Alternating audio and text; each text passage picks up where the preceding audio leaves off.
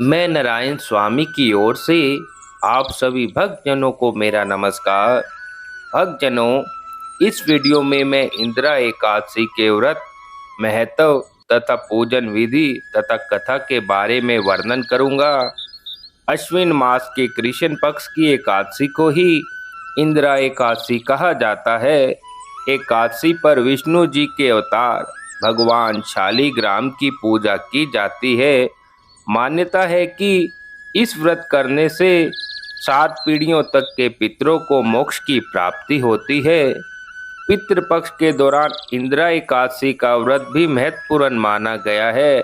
इस एकादशी का व्रत करने वाले मनुष्य की 7 पीढ़ियों तक के पितरों को मोक्ष की प्राप्ति हो जाती है। इंदिरा एकादशी का व्रत भगवान विष्णु और पितरों का आशीर्वाद पाने के लिए रखा जाता है। खास बात यह है कि इस व्रत को अगले दिन सूर्योदय के बाद यानी द्वादशी के दिन पारण मुहूर्त में ही खोलते हैं। अश्विन महीने की एकादशी पर घी, दूध, दही और अन्न का दान करने का विधान ग्रंथों में बताया गया है। इस तिथि पर जरूरतमंद लोगों को खाना खिलाया जाता है। ऐसा करने से पितृ संतुष्ट हो जाते हैं। इन चीजों का दान करने से सुख और समृद्धि बढ़ती है, धन लाभ होता है और सेहत अच्छी रहती है।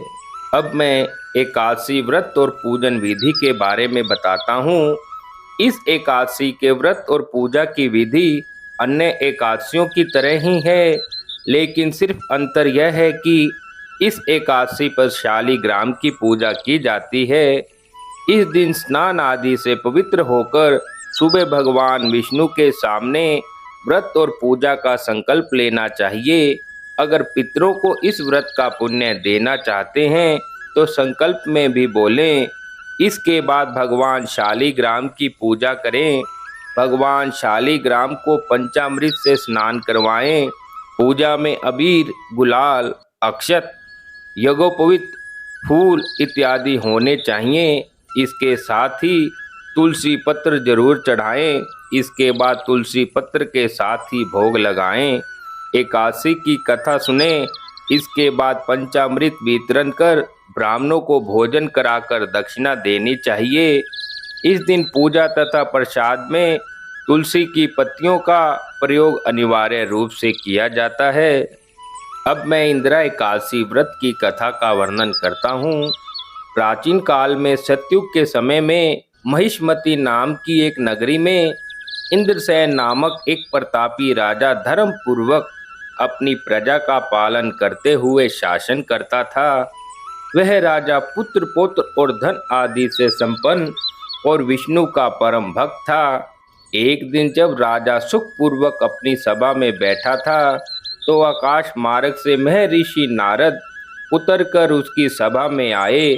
राजा उन्हें देखते ही हाथ जोड़कर खड़ा हो गया और विधि पूर्वक आसन में अर्घ दिया। सुख से बैठकर मुनि ने राजा से पूछा कि हे राजन, आपके सातों अंग कुशल पूर्वक तो हैं, तुम्हारी बुद्धि धर्म में और तुम्हारा मन विष्णु भक्ति में तो रहता है।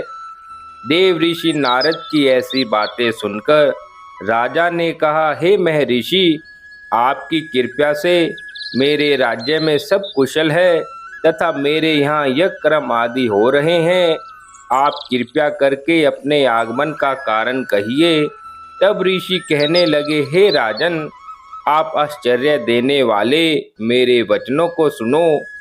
मैं एक समय ब्रह्मलोक से यमलोक को गया। वहाँ श्रद्धा पूर्वक यमराज से पूजित होकर मैंने धर्मशील और सत्यवान धर्मराज की प्रशंसा की। उसी यमराज की सभा में महान ज्ञानी और धर्मात्मा तुम्हारे पिता को एकादशी का व्रत भंग होने के कारण देखा। उन्होंने जो संदेश दिया सो मैं तुम्हें कहता हूँ। उन्होंने कहा कि पूर्व जन्म में कोई विघ्न हो जाने के कारण मैं यमराज के निकट रह रहा हूँ। सो हे पुत्र, यदि तुम अश्विन कृष्ण इंदिरा एकादशी का व्रत मेरे निमित्त करो तो मुझे स्वर्ग की प्राप्ति हो सकती है। इतना सुनकर राजा कहने लगा, हे महर्षि, आप इस व्रत की विधि मुझसे कहें। नारद जी कहने लगे, अश्विनी मास की कृष्ण पक्ष की दशमी के दिन प्रातःकाल श्रद्धा पूर्वक स्नान आदि से निर्वित होकर पुण्य दोपहर को नदी आदि में स्नान करें, फिर श्रद्धा पूर्वक पितरों का श्राद्ध करें और एक बार भोजन करें। प्रातःकाल होने पर एकादशी के दिन दातुन आदि करके स्नान करें, फिर व्रत के नियमों को भक्ति पूर्वक ग्रहण करते हुए प्रतिज्ञा करें कि आज मैं संपूर्ण भोगों का त्याग कर निराहार एकादशी का व्रत करूंगा। हे पुंडरीकाक्ष, मैं आपकी शरण में हूँ, आप मेरी रक्षा कीजिए। इस प्रकार नियम पूर्वक शालिग्राम की मूर्ति के आगे विधि पूर्वक श्राद्ध करके योग्य ब्राह्मणों को निराहार का भोजन कराएं और दक्षिणा दें। पितरों के श्राद्ध से जो बच जाए उसको सूंघ कर गाय को दें तथा धूप दीप गंध पुष्प नैवेद्य आदि सब सामग्री से ऋषिकेश भगवान का पूजन करें। रात में भगवान के निकट जागरण करें। इसके पश्चात द्वादशी के दिन प्रातःकाल होने पर भगवान का पूजन करके ब्राह्मणों को भोजन कराएं। भाई बंधुओं, स्त्री पुरुष सहित आप भी मौन होकर भोजन करें। नारद जी कहने लगे, हे राजन, इस विधि से यदि तुम आलस्य रहित होकर इस एकादशी का व्रत करोगे तो तुम्हारे पिता अवश्य ही स्वर्गलोक को जाएंगे। इतना कहकर नारद जी अंतर्ध्यान हो गए। नारद जी के कथन अनुसार राजा द्वारा अपने बांधवों तथा दासों सहित व्रत करने से आकाश से पुष्प वर्षा हुई और उस राजा का पिता गरुड़ पर चढ़कर विष्णु लोक को गया। राजा इंद्रसेन भी एकादशी के व्रत के प्रभाव से राज्य करके अंत में अपने पुत्र को सिंहासन पर बैठाकर स्वर्गलोक को गया। हे युधिष्ठिर, इस एकादशी के व्रत का महात्म मैंने तुमसे कहा है। इसके पढ़ने और सुनने से मनुष्य सब पापों से छूट जाते हैं और सब प्रकार के भोगों को भोग कर वैकुंठ को प्राप्त करते हैं।